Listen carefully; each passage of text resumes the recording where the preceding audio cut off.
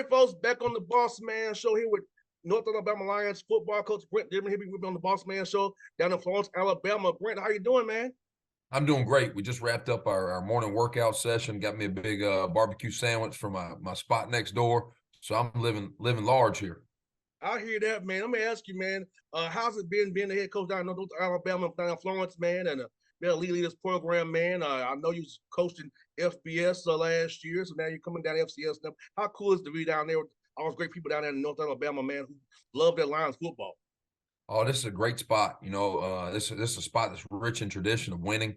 Won 3 national championships in the '90s. Have been to 2 other national championships as well. So a place that's used to winning, that's ready to get back to those winning ways. And Florence, Alabama, the Shoals area here is known for a lot of things.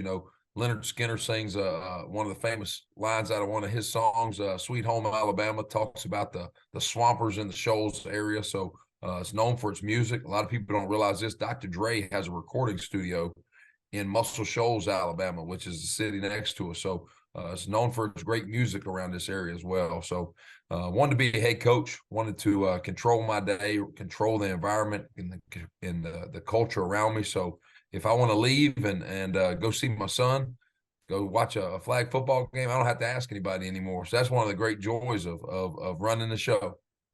You got that right, man. That's how I feel as a co-host back in the day. I had to get my own show, man, because I couldn't ask certain questions, I couldn't have certain topics. So I know the feeling, man. That's why I got breakout and got my own show doing the last 14 years. Thank God for that. So Absolutely. yes, indeed. Now I'll tell you, Brent, my dad is a coach as well. And so I grew up a coach's son, and I know he really was big on impacting young men's lives. So kind of for you, like what was your why you got you into coaching? When did you know that you wanted to become a coach? Well, I went to school and I thought I wanted to go into radiology till I took that first biology class. And I realized I had no desire at all to do this. That was not my passion. And my dad was a coach as well, was an O-line coach. And I played the game my whole life. And I felt like the Lord called me. This is my pulpit. This is the way that God uses me to influence 18 to 22-year-olds on a daily basis in life. And I get to pour seeds into these young men, into my staff. So I definitely feel like I got called into this by the Lord. I figured that, like Father's Day just passed, and I'm my dad's only biological kid, Brent, but his phone has over 800 messages from guys who played for him, and the seeing how he impacted those young men here in Atlanta and Georgia, like I was like, wow, because y'all tells me you're my real son, but I got a bunch of other sons too. And yes, Sunday his phone was blowing up the whole time he was out. Of God, him happy Father's Day and thank you for what you did for me in my life. Absolutely. There's not many professions, probably being a radio host, you touch a lot of people's lives, but coaching football, there's not many other professions that you get to put your hands on 110 to 120 players on a daily basis, that you get to sow those seeds every day. And man, it's a rewarding, very joyful experience to be a football coach. No doubt. And Brent, I'm asking this, man, for your program, what's the pillars of your program, values of your program that a young man coming to you must be about and must know this is what we do here in North Alabama if they want to be a lion under your tutelage? So we got a big 5. The number one word we always are trying to build is toughness. We believe that you win with tough men. And I think we live in a society nowadays. I know I'm getting off of football, but I think we live in a society that's trying to take toughness out of men. So we want to raise tough men. We want to have tough men on and off the field. Second word that we emphasize is tempo. We want to practice fast. We want to play fast. We want to lift fast. We want to do everything in the fast lane. And we keep defenses off guard. We're ready for any offense that we may see. The third word's finish. We stress finish to our guys. We don't want to just cross the goal line. We want to finish in the back of the end zone. That's our definition of what finish means. Don't leave any doubt. I want to finish that math class in the back of the end zone. I want to finish that 4th down play in the back of the end zone. So have that unbelievable finish to me. The fourth word is explosives. We want to live and die by the explosive play. It's almost like the 3-pointer in basketball. If you're hitting that night, it's going to be a good night. I go back to the Super Bowl, and for the typical fan, they didn't realize this, but the true football fans, the Philadelphia Eagles dominated that football game this past Super Bowl. 100% they did. Yes. But the Kansas City Chiefs created explosive plays where the Eagles were going 4 or 5 yards the whole way down the field. Well, the Chiefs were scoring about 2 or 3 plays, and they gained the momentum of that football game by doing that. So we stress that explosive, that big play capability. And the last one, I got a little inner city Mobile in me. So our last word, swagger. We teach our guys what swagger means. It's not a cockiness. It's not how many wristbands you got on. It's not the color spat you're wearing. It's the confidence in which you walk around and do your job. So that's our big 5. I hear that, man. I can definitely play for you, man. That's something I'm about.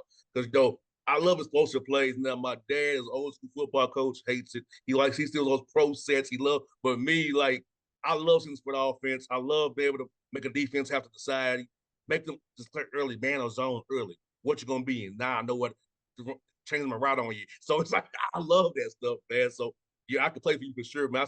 I got one more year left, Brent. I got one more year left. That was good to see somebody. Come on. We'll suit you up.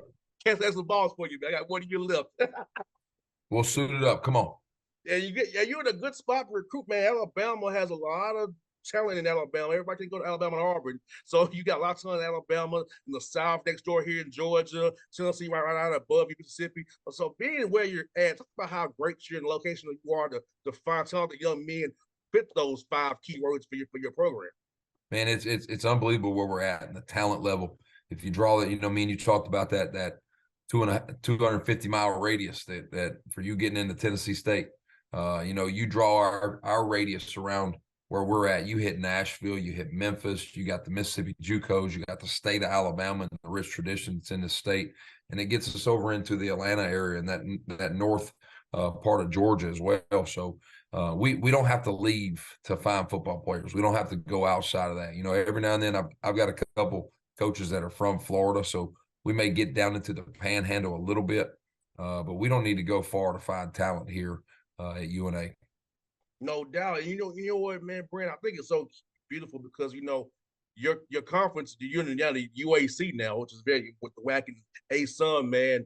A lot of those schools are talented. I tell the young men all the time, if you can play, the scouts will find you. And you've been in that conference, man, scouts gonna find some talent in that conference. So you put out good film, you'll play on somewhere next level. Absolutely. Any FCS at this point, when I was coming out, you had to be Division I, and you didn't get recognized very often. You had to maybe work your way up through playing small ball or through arena ball or something like that. You may bust into the scene like that. But nowadays, they find everybody, no matter if it's FCS ball, if it's Group of 5, if it's D2 ball. If you can play, the next level is going to find you to play. 100%. And now I know for me, Brent, when I was in Nashville, I was a better football player for us doing my work. It was in Atlanta, I wasn't doing what I should be doing. I'm gonna lie to you about it. So this time of year, man, being around the guys, man, you hold you accountable, and you can pump each other up on one of them gases where you're tired or them stairs where you don't want to lift today. So how cool is seeing your young men come together right now this time of year when you build that bond, that catalyst to be one, and that accountability starts now. But you and I both know player-led teams are the best teams. We have to coach to effort and coach leadership.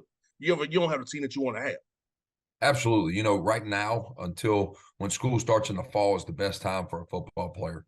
They've got to take one class in the summer per the NCAA, but that's not a full load. That's not a 12 or 15-hour schedule. So you get to focus on just being a football player. You get to focus on your teammates now. I think a great scene from a movie is Remember the Titans. They go off to camp.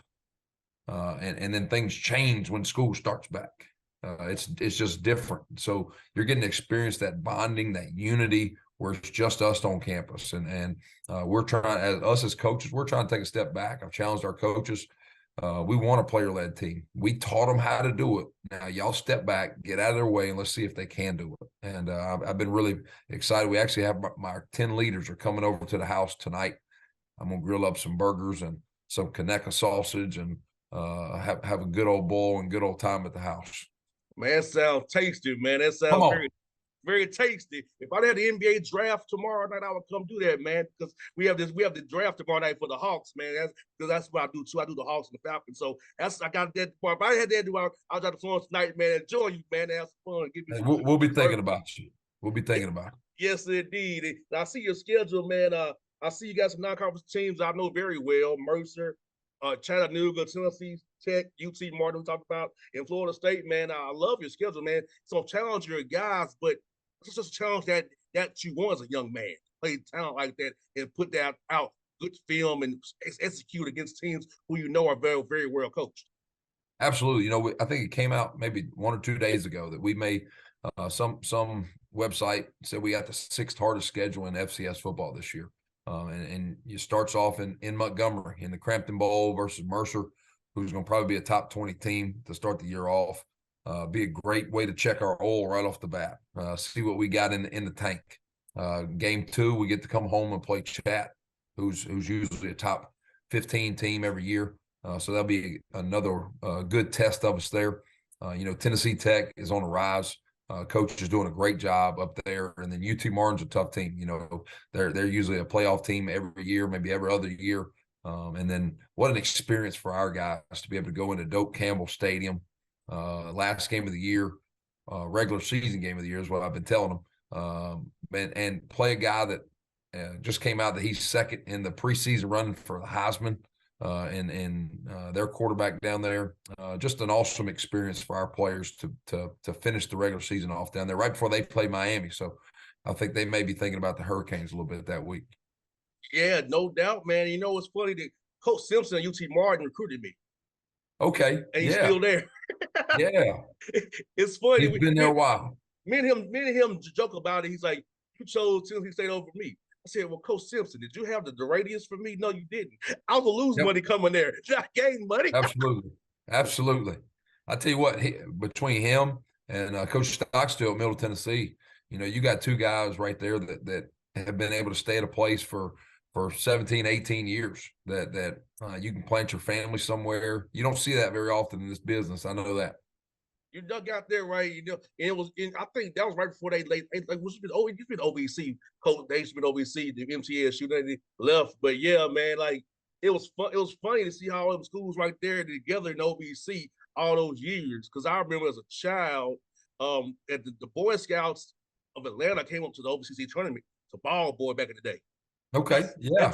This auditorium. So yeah, I was like, I knew about the OVC from a child from the Boy Scouts. So that's kind of where they called me, and I was like, yeah, I know who you all are. It's not the hard Atlanta. I can go home on off day. So it was good. Oh yeah. It was good, man. So yeah, man, I'm gonna ask you, so being at MTSU, man, and in Murfreesboro, did you love going to Toots? I don't think I ever went to Toots, to be honest with you. I heard about it. Players talked about it all the time, but I don't think I ever went to Toots. Man, you missed out on Toots, man. They had some big burgers, good wings, man. I'm like, missed out on Toots, Brent. I heard about it. I heard about it all the time. Yes, never got to go. Yes, and Brent, we good talk to you, man. Let's do this again real soon. I'll be cheering for you out the year, man. Just luck to you. I hope to come out and see you guys real soon, man. When I don't have to work for the Hawks or the Falcons covering them, man. So if schedule works out good for me, I'll definitely try to come and see you guys play, man. Let's go. I need to get on the Bossman show another time too. Anytime, brother. Hey, let's do it, man. Good talking with you. All right.